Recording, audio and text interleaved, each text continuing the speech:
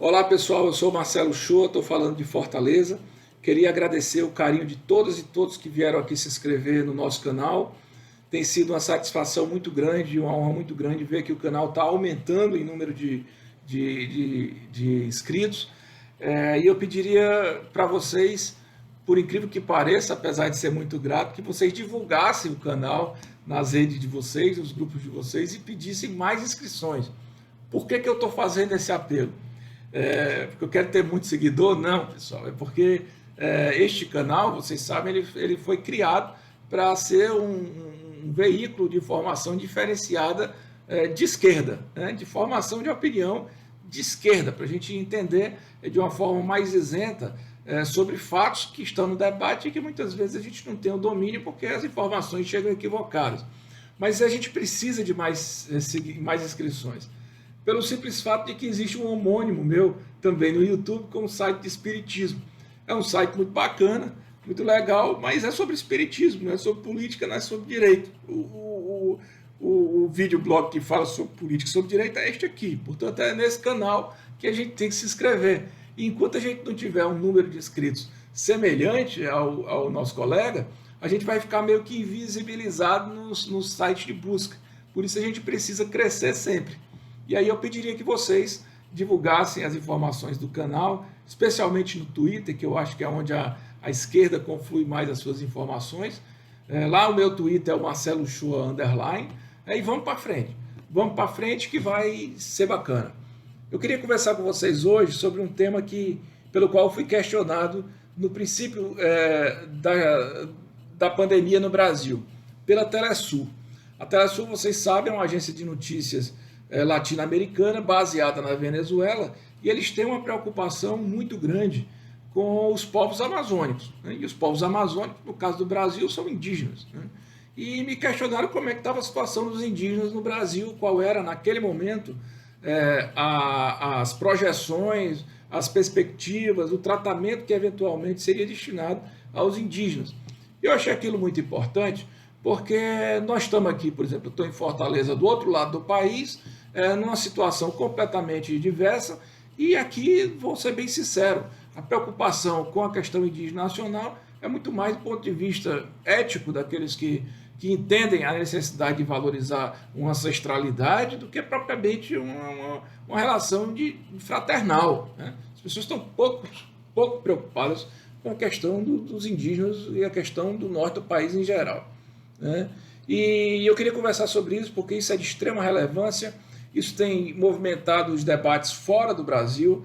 A gente nem sabe disso porque essa notícia não chega aqui pela imprensa, mas nós vamos levantar essa discussão, inclusive porque foi uma sugestão de um seguidor que analisando uma postagem minha sobre o tema, pediu que falasse um pouco mais. Pois bem, né? Em 1500, quando os portugueses chegaram no Brasil, chegaram os invasores, a população indígena era de 3 milhões, essa é a estimativa. 3 milhões de indígenas no Brasil, 2 milhões no litoral, 1 milhão no interior, dividido em 1000 povos, né? Isto em 1500. 500 anos depois, por volta já do ano 2000, né, a população indígena era de 820 mil indígenas. Aliás, essa é a população do último censo, mas vamos colocar 500 anos, né, um pouquinho menos. 820 mil indígenas, ou seja, menos de 1/3 do que havia de indígenas em 1500, 500 anos antes, enquanto a população do Brasil já estava chegando a 200 milhões de pessoas, né? Hoje já são 210, salvo engano, né? Então vejam só, atualmente nós temos 305 etnias, habitando 7.103 localidades indígenas, 64% está no norte, o resto está espalhado pelo Brasil. Então este é o cenário. Nós temos 820 mil indígenas, né, sendo assistidos pelo governo federal de uma maneira que a gente não conhece, porque o governo federal, vocês sabem muito bem, tem sido muito pouco transparente com relação às informações da pandemia. Pois bem, o que a gente vê do tratamento brasileiro às questões indígenas? Que houve o paulatino extermínio das populações indígenas. Não há a menor dúvida. Se a população ela era de 3 milhões, ela reduziu em 500 anos para 800 mil, significa que ao longo dos anos, ao longo das décadas, ao longo dos séculos, ela veio reduzindo. A FUNAI, quando ela foi criada em 67, em plena ditadura militar, ela tinha uma visão bem diferente da que teve, por exemplo, dos governos do PT. Né? A visão da FUNAI naquela época era de que os indígenas tinham que ser convertidos às condições tradicionais, né? Para que se socializassem. Portanto, era uma visão diferente da que foi emprestada nos governos do PT, de que a conservação da etnia era algo importante, né? E, portanto, o isolamento também dos territórios e etc. Isso foi uma coisa que lá atrás tinha sido pensado pelos irmãos Vilas Boas, né? Aqueles que foram responsáveis pela criação do território do Xingu, o Orlando Cláudio Leão, não é esse general não, hein? Esse general estrelado não. Os irmãos Vilas Boas, o Cláudio, o Orlando e o Leonardo, e que foi um princípio de conservação étnica que foi esquecido nos primeiros anos da FUNAI. Por quê? Porque era um governo militar. Os militares nunca tiveram boa vontade com a questão indígena. Vou ser bem claro aqui. Nunca tiveram. Eu até me assustei, porque é um dado que eu não sabia, em 2014, quando o relatório da Comissão Nacional da Verdade, para você ver, e eu estudo o tema da ditadura militar, mas fiquei muito impressionado. O relatório final da Comissão Nacional da Verdade, de 2014, ela mostrou que o maior número de assassinatos durante a ditadura militar foi entre indígenas. Né? Quase 8.500 indígenas foram mortos, né, durante a ditadura militar no período de 64 a 85. Ora, foram mortos como?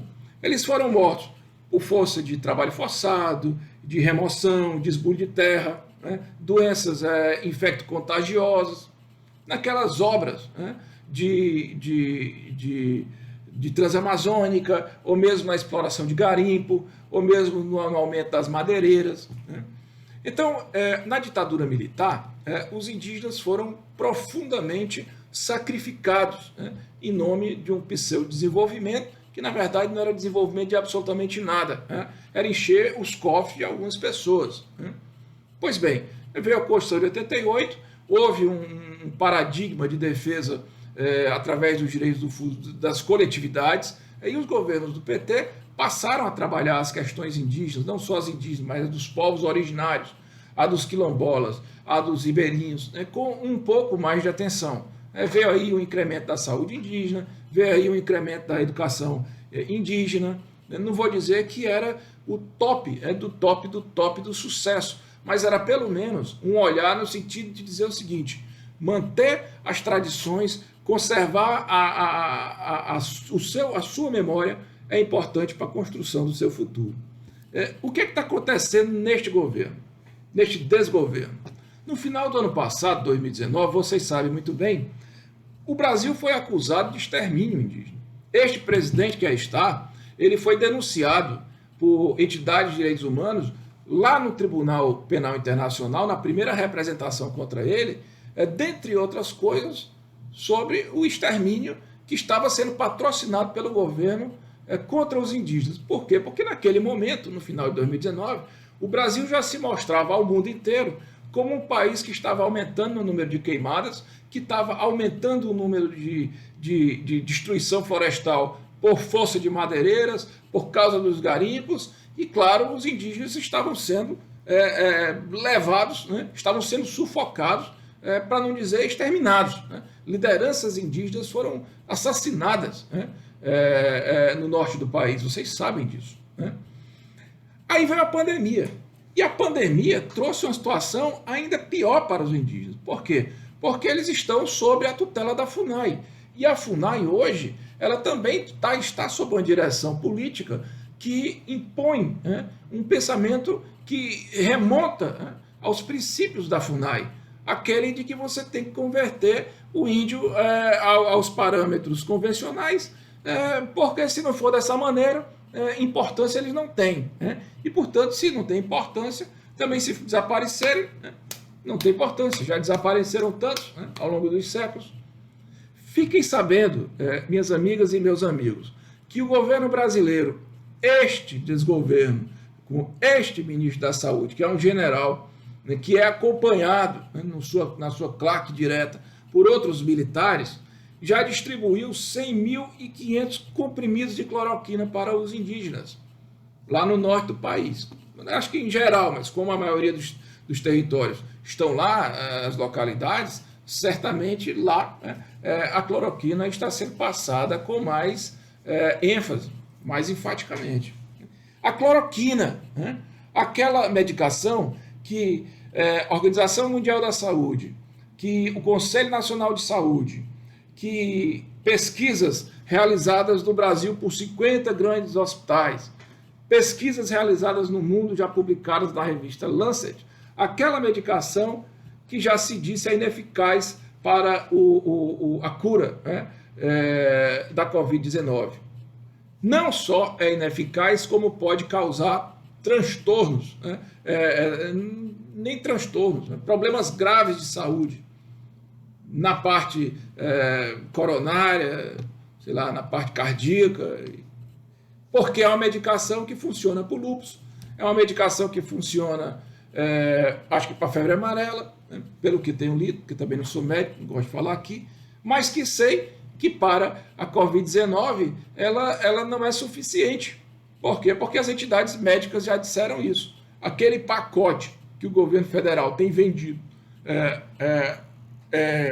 de forma explícita como importante, né, cloroquina, ivermectina e azitromicina, ela não é um pacote considerado pelas entidades médicas do Brasil e do mundo como um pacote adequado para o tratamento da Covid. Mas os indígenas estão recebendo cloroquina sem a possibilidade dela escapar. Por quê? Porque ele não tem acesso, né, a outra saúde se não for aquela que está sendo prestada pelo governo federal. O Exército Nacional, né, o laboratório do Exército, já produziu R$1,5 milhão em cloroquina.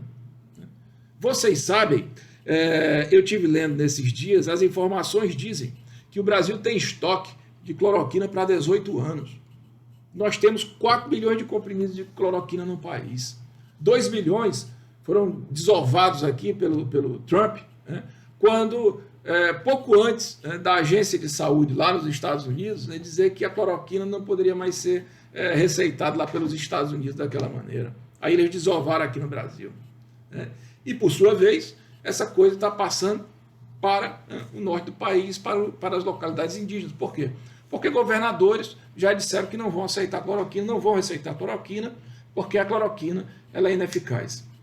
Então, vejam só, no mundo, eu só conheço de expressão que defende a cloroquina, o Trump, o presidente daqui, este desgoverno, e o Alexandre Garcia, que ontem foi para a televisão para dizer que o presidente daqui era a própria prova viva de que a cloroquina funcionava, quando, na verdade, infectologistas dizem exatamente o contrário, que o presidente daqui demorou muito para ficar bom. E se ficou bom não foi por causa da cloroquina que foi tomado já lá no início. Foi por causa de outros medicamentos e outros tratamentos que ele teve. Porque o presidente daqui, se tiver tido mesmo essa Covid, porque eu tenho todas as razões para desacreditar nisso, né? Não vou dizer que não é verdade, mas tenho todas as razões para não acreditar nisso. Porque o presidente aqui é um mentiroso, essa aqui é a verdade, né? Então, se ele tiver tido, ele teve um tratamento 24 horas, ele tinha ambulância na frente dele, ele tinha teste cardíaco, ele tinha outros, né, mecanismos de enfrentamento à pandemia que o cidadão comum que só toma cloroquina não tem. Pois bem, se isso estiver acontecendo mesmo com os indígenas, e tudo indica que está sendo, inclusive porque as comunidades, as entidades de defesa indígena dizem que os números apresentados de Covid pelo Ministério da Saúde são equivocados não, são maliciosamente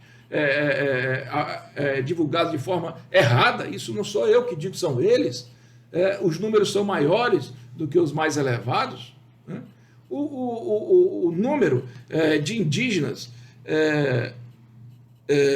hoje, né, em risco no Brasil é elevadíssimo. Né? Uma situação que faz com que os outros países se preocupem com as fronteiras brasileiras, porque o contágio está crescendo. Né? E nós não sabemos, eu não vou nem dizer um número aqui, porque a gente não sabe precisamente, de forma clara, quais são os números deste absurdo, né? Que, se acontecer mesmo, configura um extermínio. Né? E é por isso que outras entidades já também ingressaram no Tribunal Penal Internacional, denunciando agora nessa semana ex-presidente, aí por várias questões com relação ao descaso no controle da pandemia, e me parece que incluiu também a questão indígena. Agora eu pergunto para você, né? Para a gente, né? Para nós que temos a certeza e a seriedade, né? De entender a importância disso tudo. Nós vamos assistir a isso calado? Nós vamos assistir que povos que já foram historicamente vilipendiados, né? Dizimados, né? Continuem sendo dizimados ou sofrendo as ameaças de dizimação ou de extermínio? Nós não podemos fazer isso. Uma nação, verdadeiramente nação, se constrói a partir do conhecimento da sua ancestralidade. Não há como se construir um futuro melhor se não conhecer a sua memória. É precisamente por falta de memória que a gente chegou no drama, nesse caos em que a gente chegou. Portanto, fica aqui nessa postagem esse alerta, esse apelo para que a gente tente entender a questão indígena. É uma discussão que impõe uma solidariedade maior. Nós não podemos aceitar mais um fratricídio no país, o que seria um genocídio. Nós temos que estar diligentes, nós temos que cobrar do Ministério da Saúde isso assim. Temos que saber também por que o Brasil, o laboratório do Exército, aumentou a sua produção de cloroquina em 80 vezes a sua média. Né? Se as entidades internacionais médicas e nacionais também têm denunciado que a cloroquina não é adequada. Essa questão indígena, pessoal, ela está sendo já observada por certos ministros do STF. Né? Eu já vi, me parece, o ministro o Barroso falando sobre isso. Eu já vi o ministro, acho que, se não me engano, o Marco Aurélio. Eu já vi o próprio Gilmar Mendes falando sobre isso, mas a questão é que não pode ser um discurso que permeie o interesse de 3 ou 4 pessoas. Isso tem que ser abraçado pela gente. Né? Nós não podemos deixar os indígenas brasileiros, e aí eu falo indígena, mas estão envolvidos aí todos os povos originários que também são sofridos, que também são vulneráveis e que também estão, de uma certa maneira, sob a tutela federal, né, à mercê da boa vontade dessas pessoas que governam o país, porque se tem uma coisa que essas pessoas não têm, é boa vontade.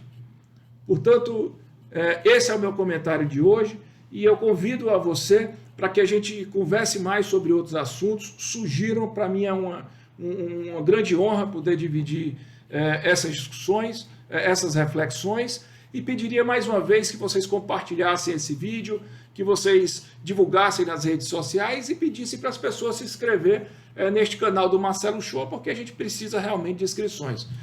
E no Twitter, o meu perfil é Marcelo Shoa _ e no Facebook é só Marcelo Shoa mesmo. Ok, pessoal? Tudo de bom, sucesso e vamos à luta!